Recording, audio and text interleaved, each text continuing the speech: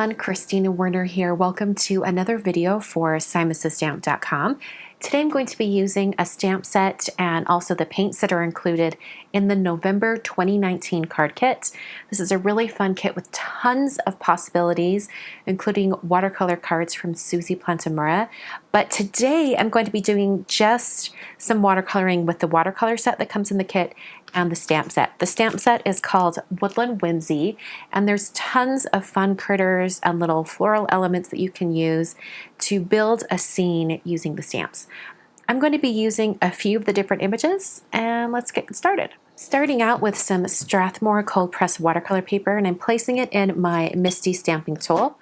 I'm using a MISTI today in particular because this is watercolor paper, and it might take a few stampings to get a really crisp impression. So I'm going to start out with this cute little hedgehog down here, and I'm going to place him kind of right in the center. I am going to be trimming this down to a A2 size card, so I will have the opportunity to get him completely centered later if he's not centered enough right now. I'm not too concerned about the positioning at this moment. I'm stamping in VersaFine Clair ink and the color ACORN. I'm using this brown because I wanted a little bit of a softer look as opposed to using a very stark black color. And this VersaFine Clair ink is a pigment ink and it's waterproof, so it's going to be perfect for my watercoloring today. Got a really good impression. I don't need to stamp it twice. However, I am going to need to mask the little hedgehog's arms. I want to have him holding a heart, one of the little hearts in the stamp set. So I'm going to stamp on some Gina designed masking magic paper. This is included in the card kit, and I just want to get a little bit, well, I'm going to cover him completely and use the residual ink on the stamp to stamp my mask. And there's just enough ink left to stamp him really faintly on the masking paper. I'm going to trim this out really roughly and then hold it with some tweezers and hit it with the heat tool, just because this masking paper is a little bit slick and the brown ink I used is a pigment ink, so it will take a little bit longer to dry. And I don't want to smudge my fingers while I'm trimming these out. I'm going to peel off that release paper, and then I can place the mask directly over those arms. Get everything lined up just perfectly. Now I'm taking the heart in the stamp set, and I'm going to stamp the heart right over his little arms.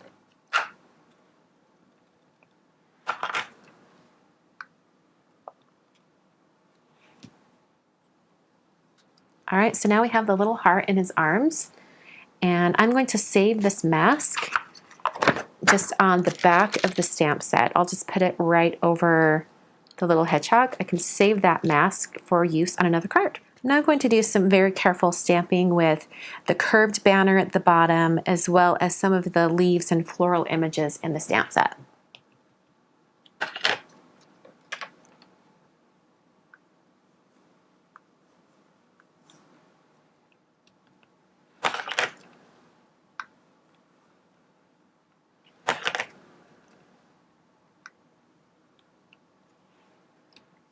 Okay, so there is all of my stamping, this little group of leaves and stems, the banner, the hedgehog, it's holding a heart. I think it's super cute. So now I'm going to watercolor all of these images. All right, I'm going to be using a size 2 round brush. This is from Oil and Langnickel. And I'm going to start by painting the little hedgehog.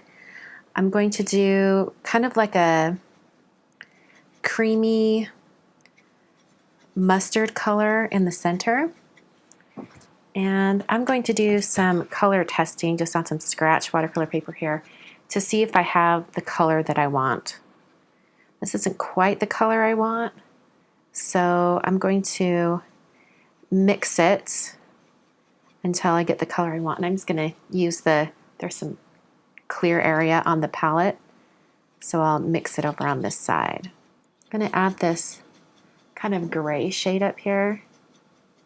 I'm hoping that'll give me that's closer to the color I want. So I'm going to add gray over on the side, and then I'll be able to use this shade on the little hedgehog. All right, I'm going to have a little bit of a shadow underneath his arms and fade that out just a little bit. And I'm also going to have this color be up around his nose and mouth, and then come in from the edges. My brush is a little bit dry, but with the color, so I'm using that to kind of flick in from the edges to give him that texture. All right, I'm going to take this red shade up here, and I want to dilute it quite a bit so it's a very much more pale pink. So I'm just adding a lot of water to that, and then I'm going to give this little guy a little blushy area over on the side. And I'm also going to use that color in his ears, and then a little bit down on his feet. I'm going to soften that edge on the cheeks, just with a little bit of water. All right, and now I'm going to bring in the much darker brown. And I want it quite dry so that I can do that same flicking technique where I was able to use the brush very dry and get that texture. In fact, I want it much darker, so I'm going to add some of this black.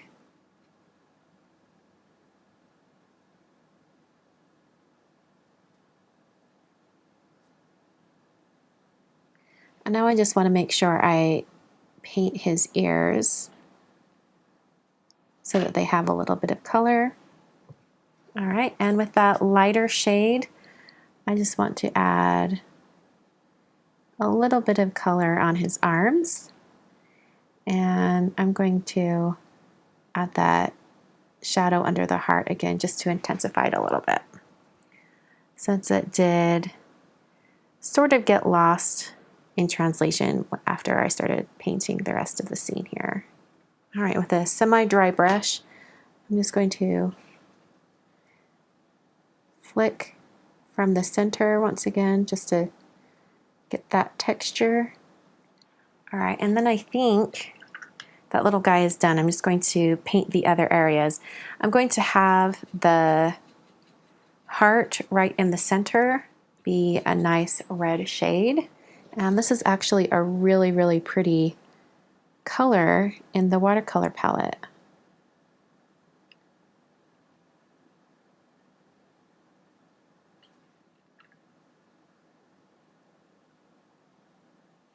All right, I want to do more fall colors for these other leaves. I'm going to kind of mix a nice orange and yellow shade for the larger leaves. So I can sort of bring in this orange shade, but then bring in sort of a golden yellow. Kind of get those mixing a little bit. I'll do red berries over on the side. And then the rest I'm going to do shades of green. Now there are only really, really bright greens in this watercolor palette, so I might have to experiment a little bit and mix some other greens.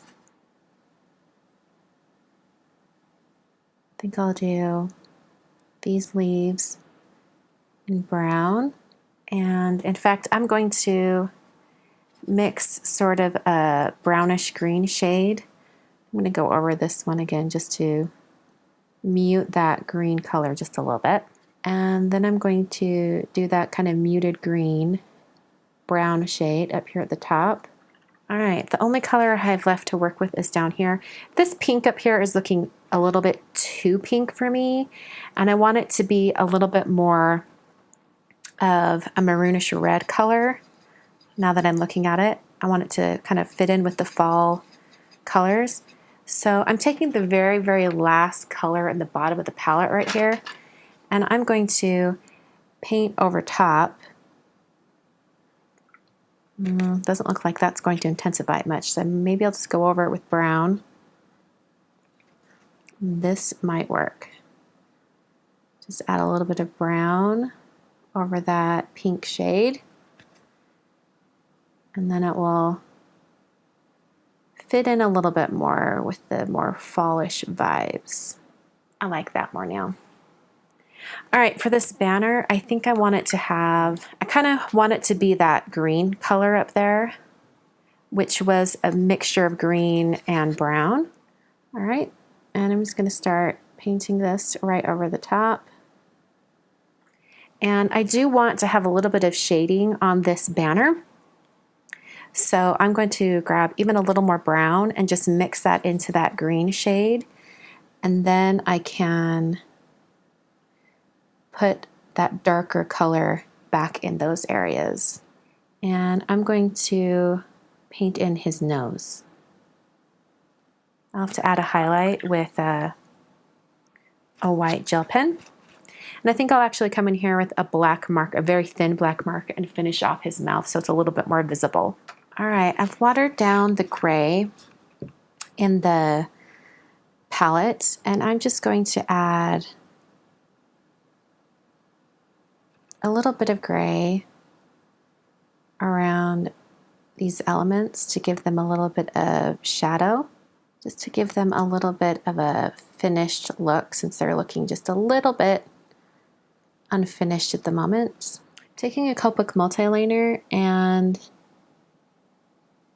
I'm just drawing in his mouth since it kind of got lost while I was painting.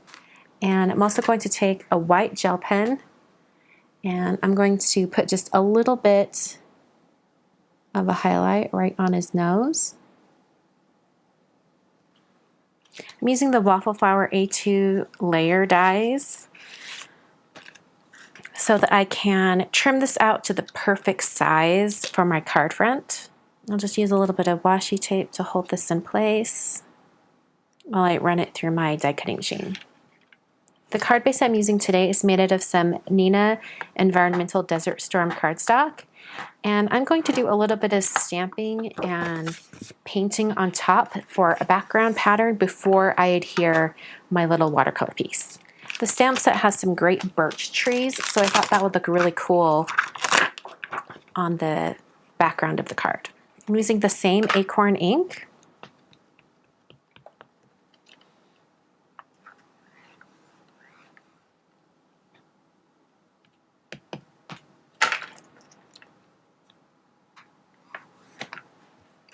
Actually, instead of painting, I'm going to use colored pencils. I think that'll look a little bit better on this background.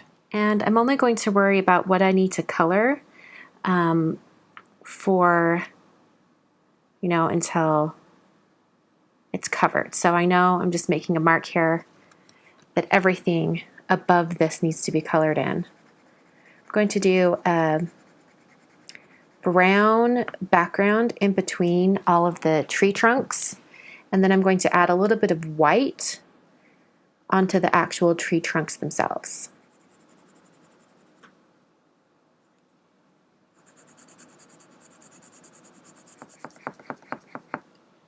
For the white areas on the trees, I'm going to add white along one half of the tree so that it looks like a highlight.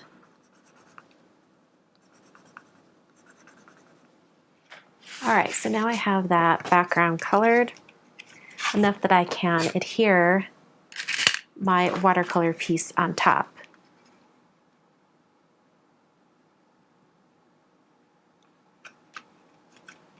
All right, to finish off this card, I'm going to take a clear Wink of Stella glitter brush pen and just add some glitter to, or some shimmer to some areas on the card. And that is the card for today. Hope you guys enjoyed this fun way to use the Woodland Whimsy stamp set from simonstamp.com. You can get the stamp set apart from the card kit if you would like, or you can pick up the entire card kit and get tons of supplies, including the watercolor set, the masking paper, cardstock, some watercolor cards from Susie, and all sorts of supplies. You can get all of those together in one kit. Hope you guys enjoyed today's video. I'll be back very soon with more to share. Thanks for watching.